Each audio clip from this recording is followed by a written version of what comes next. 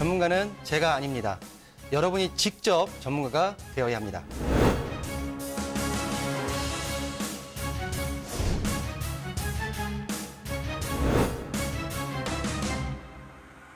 현혹에 휘둘리지 않는 철칙과 기준이 있어야 합니다.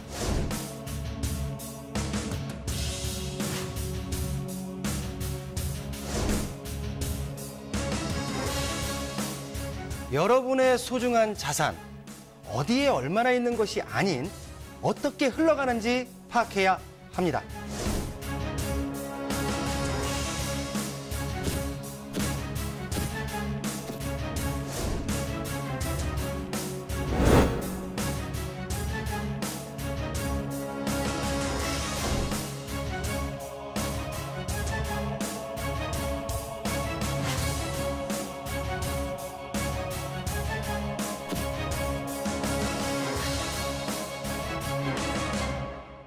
세 번째 상담 한번 이어가 볼 텐데요. 이번에는 문자로 보내주신 사연 확인해 보도록 할게요. 자, 문자 끝번호 9397번으로 보내주신 사연 확인합니다. 자, 경매 사건 중에 2015, 2016 경매 사건이 이제야 진행되는 이유는 어떤 이유에서일까요? 라는 문자 보내주셨네요. 자, 3, 4년 전에 경매에 나온 사건인데 그때 바로 진행이 되지 않고 시간이 지난 이후에 경매가 진행되는 경우 어떤 경우에 이런 상황이 발생하는지 한번 대표님께 여쭤보도록 하죠. 대표님 답변 부탁드립니다. 네, 반갑습니다. 일단 문자 상담으로 왔다고 하는데요. 2015년, 16년도라고 하면은 실질적으로 어떤 물건이 경매로 진행되는 게 있습니다. 그 물건이 실질적으로 지금 경매 진행되는 올해 19년도라면 어때요? 18년도에 경매 신청을 했던 그런 등기가 되어 있는 그런 물건이나 19년도에 초에 1월 달에 이런 물건들이 이제 경매로 진행돼야 맞는데 그 물건이 어때요? 경매 신청했던 게 경매 개시 결정 등기가 15년도에 신청했거나 16년도에 경매 신청을 한 겁니다. 그럼 그 등기부상에 등기부에 어떤 권리들이 있겠죠. 여기에 근저당 등기가 되어 있던 두 번째 가압류 등기가 되어 있다. 뭐 또 근저당이 되어 있다. 많은 권리관계가 나타날 수 있습니다. 하지만 이 근저당이라든지 가압류 권자가 이 물건이었대요. 15년도에 둘 중에 하나가 경매 신청을 했을 수도 있다라는 부분입니다. 그런데 왜 이제 15년, 16년 이 시기에 실질적으로 매각되지 않고 지금 이제 19년도에 경매가 진행될까요? 라는 부분이죠. 실질적으로 모든 법원에서 매각을 할 때는 매각물건명세서, 현황조사서, 감정평가서를 다 만들어 놓고 준비 과정을 거쳐서 실제로 3개월 이후에 공시를 한 다음에 5, 6개월 만에 바로 1차 매각기일이 잡히게 돼 있습니다.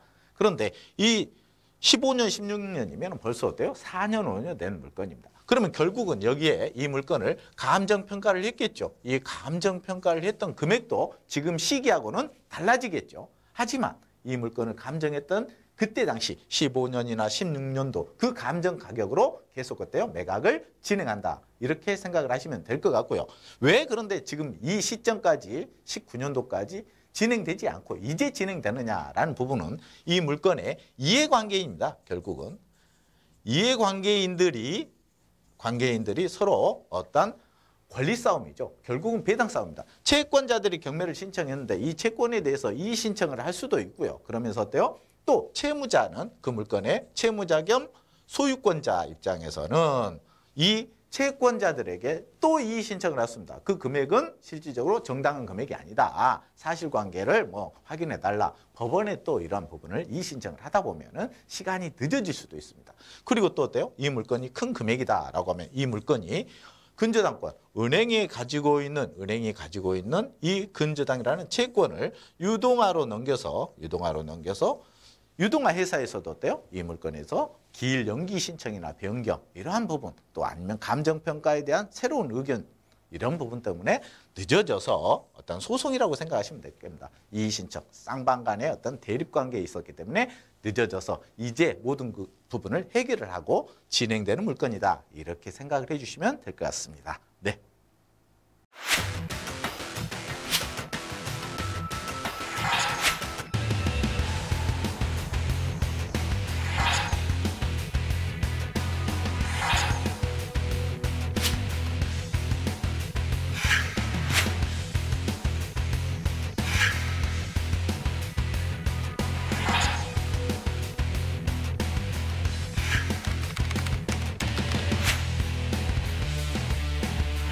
부동산 규제가 클수록 부자분들은 투자 기회로 삼고 있습니다.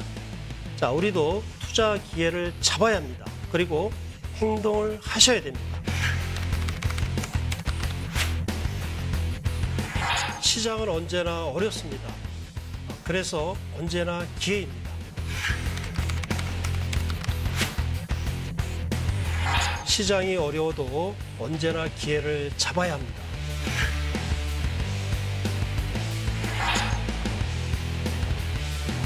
의심하면 늦습니다. 의심되면 하지 마셔야 합니다. 시작하지 마셔야 됩니다. 그런데 한번 하면은 끝까지 해야 합니다. 확실한 것만 하셔야 됩니다.